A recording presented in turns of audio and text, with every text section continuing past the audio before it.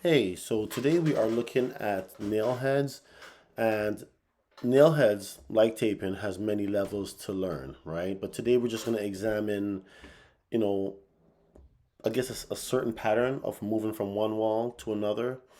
In this case, again, there's no, like for me, you can go one at the top, one at the bottom. We'll get into that later. But really, all you're trying to do is cover these nail heads in a way that doesn't have any shadow or any miss spots. Sometimes when you hit the nail heads, considering that this is the first coat, there's a little air bubble that's in there, and it leaves a spot of the nail head in the background. So you're just trying to get the nail covered in a way that is appropriate. I'm doing a side sweep, and it's pretty self-explanatory. I'm sweeping the blade across the mud to cover both nail heads in one go. It's also okay to hit the nail heads one at a time, on and off with the mud. Other things to remember is that as far as the nail heads are concerned, the mud needs to be somewhat of a semi-medium thick texture to to get a good coverage of the nail heads. Other things to also consider is that if you are going to do nail heads, you need to do two nail heads before your rough sand. We're going to get into rough sand and final sand, skim coat, and second coat. We're going to get into that later. But for now, the most important thing is you want to get your nail heads completely covered, and you want to get at least two coats before your rough sand.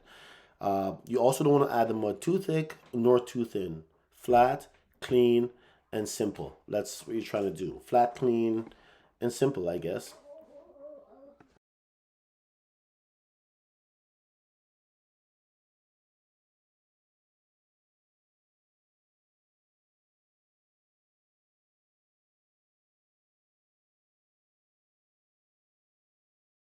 So taking a close-up look at the nail head, I'm doing the two at the same time. I'm doing the up and down style.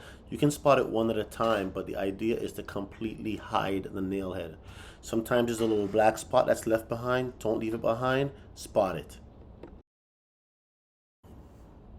So I've already finished the wall, and now you're looking at the wall itself. And here are these spots coming up. Now I'm doing the ceiling and the high spots, right?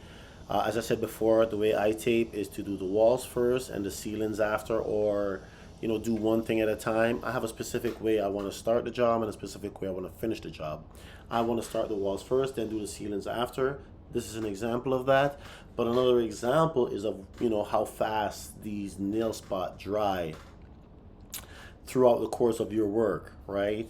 Which leaves the idea that you can always leave most of these nail heads until the last day of the job, let's say. Um, yeah, I think that's a good way to look at it. I can leave it for the last day when I'm coming in to check my details.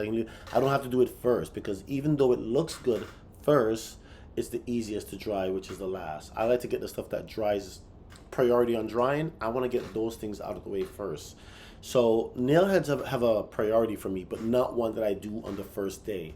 It dries very quickly, so there's no need for me to do it on the first day in. On the first day in, I want to do the most important stuff. Tape takes long to dry. Inside corner, that takes long to dry, and it's very important. And what does take corner beads? Those things take long to dry. Now, I'm not doing the corner bead in here, but you can notice that once in a while I touch the edges and prep it up a little bit, right? But, I'm just trying to get across to you how important it is. Don't spend a lot of time on nail heads. Just bam, bam, bam, bam. You're covering them. Thin, flat, smooth, thin, flat, smooth, thin, flat, smooth. That's all you're thinking when it comes onto taping. Any surface is thin, flat, and smooth. So realistically, don't kill a lot of time on the nail heads. Again, individually spotting it is also important. You can use it that way, one by one. But in this case, we're doing the double up, right? And it just causes a certain pattern that I guess is the way I've learned to do taping, so I never leave it out.